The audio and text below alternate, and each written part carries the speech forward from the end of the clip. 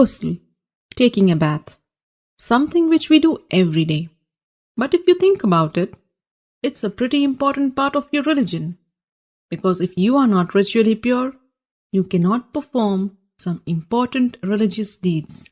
And how much time and effort you put into learning the correct manner of ghusl, and how consciously and how well you perform the ghusl, shows your concern for the way you stand before Allah.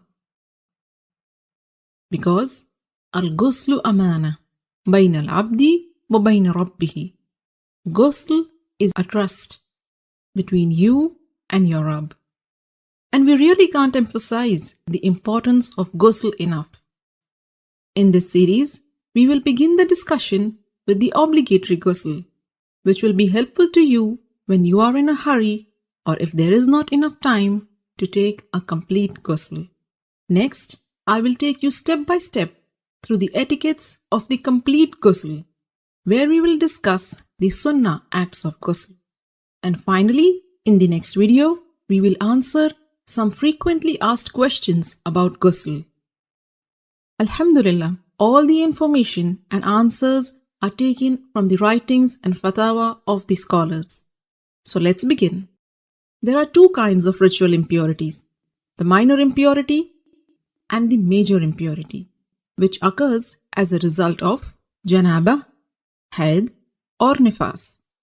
To achieve tahara from the minor impurity, you only need to renew your wudu, ablution, whereas in the case of major impurity, you need to take a ghusl. And ghusl can be taken in two ways. A complete ghusl with all the sunnahs of the Prophet, and a partial or a sufficient ghusl, which means only doing what is obligatory to free yourself from the ritual impurity. So what are these obligatory acts of ghusl? A beforehand niyyah, intention that you are taking this bath to purify yourself from the major ritual impurity. Rinsing your mouth and nose and letting water run over your entire body at least once.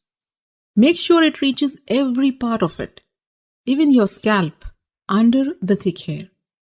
If you manage to do this much, then you have purified yourself from the major ritual impurity.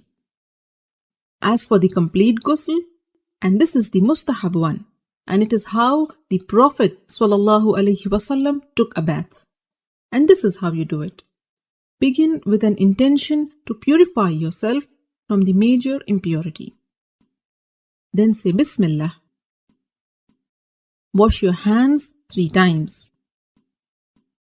Then with your left hand, wash your private parts and anywhere else that is contaminated with traces of impurity. Then make a complete wudu, just as you would for prayers. Then pour water over your head 3 times, rubbing and making sure that it thoroughly reaches your scalp. Some scholars said 3 times means once on the right, next on the left, and then in the center. And then pour water and wash the entire body, beginning with the right side, then the left, while rubbing it with your hands so that you are sure you haven't missed any part. So these are the etiquettes of the complete ghusl.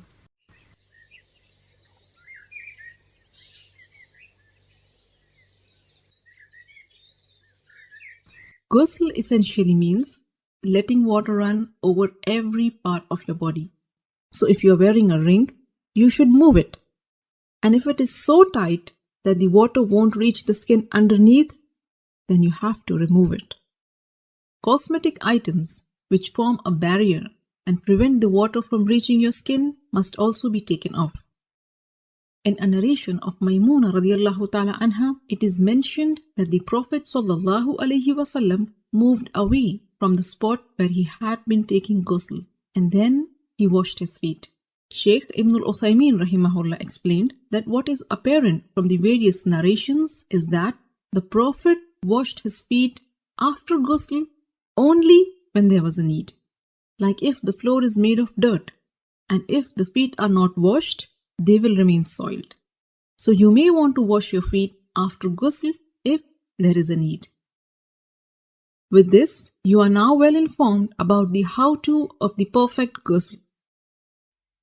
For more how-to guides, subscribe to the Striving Muslimah YouTube channel or get yourself to the strivingmuslimah.com and subscribe to the mailing list.